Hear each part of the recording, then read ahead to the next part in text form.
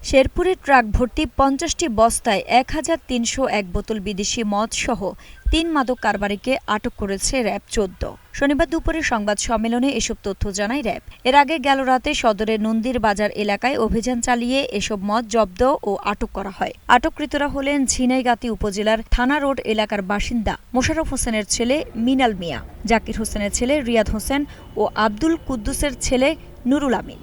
RAB জানায়, গোপন সংবাদের ভিত্তিতে র্যাবের একটি দল শেরপুর বকশীগঞ্জ সড়কের মোকসেদপুর নয়াপাড়া এলাকার নন্দীর বাজারে বিশেষ চেকপোস্ট বসায়। এ সময় সন্দেহভাজন একটি ট্রাককে থামার সংকেত দিলে ট্রাকের ভেতরে থাকা ব্যক্তিরা পালানোর চেষ্টা করলে সদস্যরা তাদের ধাওয়া দিয়ে আটক করে। এরপর তাদের দেওয়া তথ্যের ভিত্তিতে ট্রাকে বিশেষ কায়দায় লুকিয়ে রাখা আমদানি নিষিদ্ধ ৫০টি বস্তায় ১,৩০১ বোতল বিদেশি মদ জব্দ করা হয়। উদ্ধারকৃত মদের আনুমানিক বাজার মূল্য প্রায় ৭০ লাখ টাকা। র্যাব-১৪ সিপিসি-১ জামালপুর ক্যাম্পের কোম্পানি কমান্ডার মেজর আসিফ আল রাজেক জানান, ভারত থেকে সীমান্ত দিয়ে চোরাই পথে আনা এসব মাদক দেশের বিভিন্ন স্থানে বিক্রি করে আসছে একটি চক্র।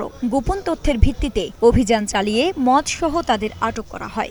একই সাথে ঘটনার সাথে জড়িত মূল হোতাদের ধরতে অভিযান চলছে বলেও জানান তিনি।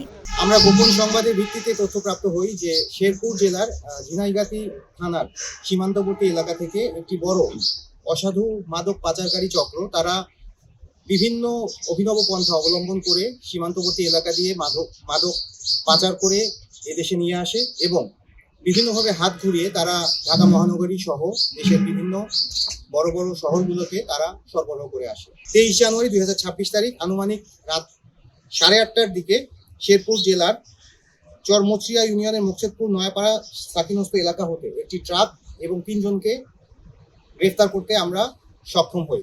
উক্ত মাদকদ্রব্য এবং জব্দকৃত ট্রাকের আনুমানিক মূল্য প্রায় ১ কোটি টাকার উপরে।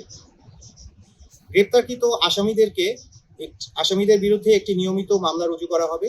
শেরপুর সদর থানায় গ্রেপ্তারকৃত আসামি এবং জব্দকৃত বিপুল পরিমাণ বিদেশি মদ এবং ট্রাকটি হস্তান্তরের কার্যক্রম প্রক্রিয়াধীন রয়েছে। আইরিন হাসান, নাগরিক প্রতিদিন।